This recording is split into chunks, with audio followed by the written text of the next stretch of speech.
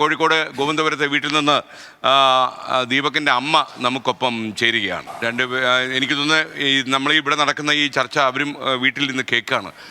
അമ്മ, നമുക്ക് അമ്മയെ എങ്ങനെ പറഞ്ഞ് സമാധാനിപ്പിക്കണമെന്ന് അറിയില്ല. അമ്മയുടെ ഏക മകനായിരുന്നു ദീപക് എന്ന് നമുക്കറിയാം. അപ്പം അമ്മ ശരിക്കും പറഞ്ഞാൽ ഇപ്പോൾ ദീപക്കിന് എന്താ സംഭവിച്ചെന്ന് നമ്മോട് പറയാൻ ദീപക് ഇല്ലാത്തതുകൊണ്ട് അമ്മയും അച്ഛനും മാത്രമേ ഉള്ളൂ. അമ്മ എന്താണ് ഇപ്പം അമ്മ ആവശ്യപ്പെടുന്നത്? മകൻ ഇങ്ങനെ ഒരു സാഹചര്യത്തിൽ നഷ്ടപ്പെട്ടു പോയി. അപ്പം അമ്മ എന്താണ് പറയുന്നത്? എൻ്റെ മോൻ ഒരു ചീത്ത സ്വഭാവമില്ലാത്തൊരു കുട്ടിയാണ്.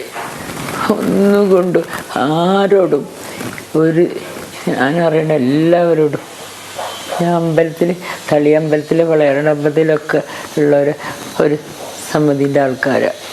എൻ്റെ കുട്ടിക്ക് ഒരു ചീത്ത സ്വഭാവമില്ലെന്ന് എന്നെ അറിയണവർക്ക്, എൻ്റെ മോനെ അറിയണവർക്ക് അറിയാം. എൻ്റെ കുട്ടി അങ്ങനെ ഒരിക്കലും ചെയ്യൂല. എല്ലാവരും എൻ്റെ കുട്ടി സ്നേഹിച്ചിട്ടേ ഉള്ളൂ. ചീത്തത്തരത്തിൽ ആരും എൻ്റെ കുട്ടി ഇതുവരെ നോക്കിയിട്ടില്ല.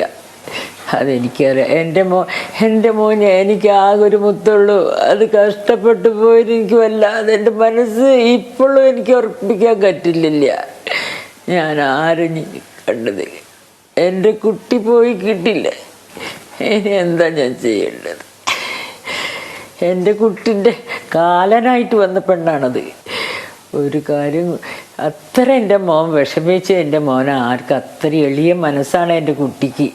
ആ എളിയ മനസ്സുകൊണ്ടാണ് എൻ്റെ കുട്ടി പോകാണ്ട് എന്നോട് കൂടി ഒരു വാക്ക് പോലും എൻ്റെ മോൻ പറഞ്ഞില്ല. പറഞ്ഞാൽ അവനെ ഞാൻ ഒറ്റയ്ക്ക് കിടത്താൻ ഞാൻ വിടില്ലായിരുന്നു. ഒരു വാക്ക് പോലും മമ്മി വിഷമിക്കരുത് വിചാരിച്ചിട്ടുണ്ടാവും. അവൻ ഒരു വാക്ക് പോലും അവൻ എൻ്റെ അടുത്ത് പറഞ്ഞിട്ടില്ല. പറയാതെ കുട്ടി ആകെ 2 മണി 3 മണി എൻ്റെ കുട്ടി കരഞ്ഞ് കിടന്നിട്ടുണ്ട്. എന്നിട്ടേക്കും ഇത് ചെയ്ത് അത്രയും വിഷമത്തിലേക്ക് എൻ്റെ കുട്ടി ഇത് ചെയ്തിട്ടുണ്ടാകുക. എൻ്റെ മോനറിയാം അമ്മയില്ലാതെ എൻ്റെ കുട്ടിക്ക് ജീവിക്കാൻ കഴിയില്ല എന്ന് എൻ്റെ മോനറിയാം. പക്ഷേ എൻ്റെ കുട്ടി അത്ര വിഷമം സഹിച്ചു പോയി. ഉള്ളിൽ വിഷമിച്ചിട്ടേക്ക് എൻ്റെ കുട്ടി കരഞ്ഞ് കിടന്ന് ചെയ്തിട്ടുണ്ടാവും ഇത്. അമ്മനെ അച്ഛനെ വിട്ടുപോ എൻ്റെ കുട്ടിക്ക് ഒരു മനസ്സും ഉണ്ടാവില്ല. എൻ്റെ കുടുംബം ഞങ്ങൾ അങ്ങനെ നോക്കുന്ന ഒരു മോനാണ്.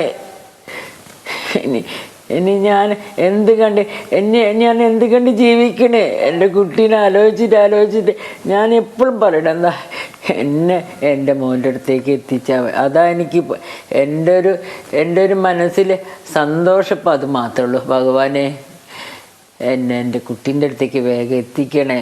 വേറെ ഒന്നും വേണ്ട എനിക്ക്. എന്താ ഞാൻ ചെയ്യേണ്ടത് ഇനി? അത്രയും സങ്കടം സഹിച്ചിട്ടാണ് ഓരോ ദിവസം എനിക്കൊരു വെള്ളം പോലും ഇറങ്ങണില്ല. എൻ്റെ മനസ്സിൽ എൻ്റെ മുഖം, എൻ്റെ കുട്ടീൻ്റെ മുഖം തന്നെ എൻ്റെ മനസ്സിൽ വന്ന് കളിക്കണേ. എല്ലാം അങ്ങോട്ടും ഇങ്ങോട്ടും ഞാൻ പോകുമ്പോൾ എൻ്റെ വയറ്റാലും നടക്കും പോലെയാണ് ഇപ്പം എനിക്ക് തോന്നണത്.